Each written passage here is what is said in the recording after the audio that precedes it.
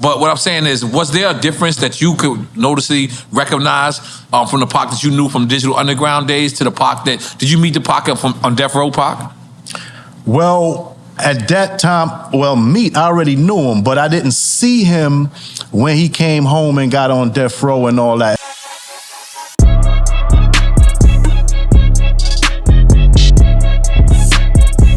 West Side.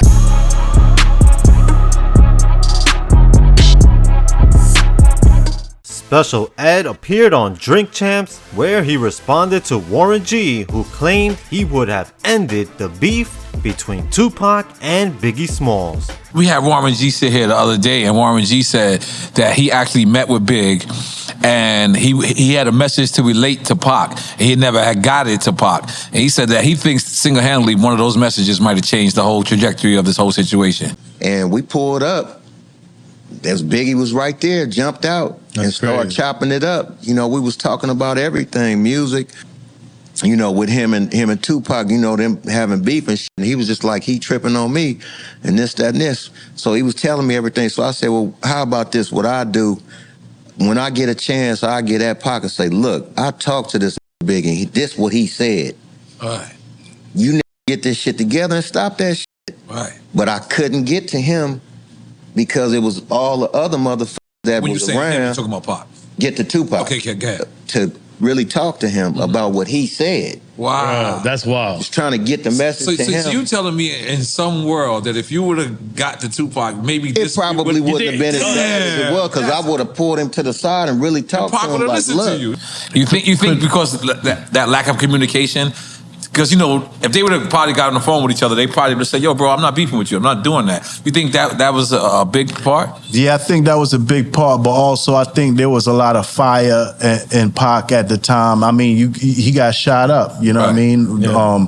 Regardless of how it happened or what happened, the fact is that it happened in our home. Mm-hmm. You feel me? That's like if we go to LA and something happened in the studio where they at. Right. It's gonna feel like, yo, bro. It's gonna automatically feel weird. Yeah, it's gonna feel weird. So I think that energy, you know, just ran off and took a life of its own without men getting to speak man to man and heal the situation. You know what I mean?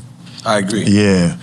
You know, I think that was all third party and entourage shit. And that's really the problem, is just sometimes the people you around and what they add to the mix. They add either negativity or positivity. You feel me? So that's what happened, man. I think between them two as individuals, they was never in a problem. You know, I think it's more so of the things that happen and Pac blaming Big for not forewarning him or informing him. Right. You know what I'm saying? And I think that's where it got tumultuous. But as men, as individuals, man, we all had love for each other, period. While many continue to debate on whether or not Biggie and Tupac would have ended their beef, Buckshot claims that Tupac had a plan to reunite with Biggie after releasing the One Nation album. And that was what One Nation was about. It was about us bringing all of them two together to have their own moment. And they literally was going to throw their hand up. Pac was going to ask Big, like, could they hold their hand up? Yeah. Ivy Pac, you know, I think more than anything, I mean, aside from his music, which was absolutely incredible, I think he just drove people with who he was, the way he carried himself, how little he cared. I think he was somebody who genuinely was a free spirit. He did not care, you know, and he just did what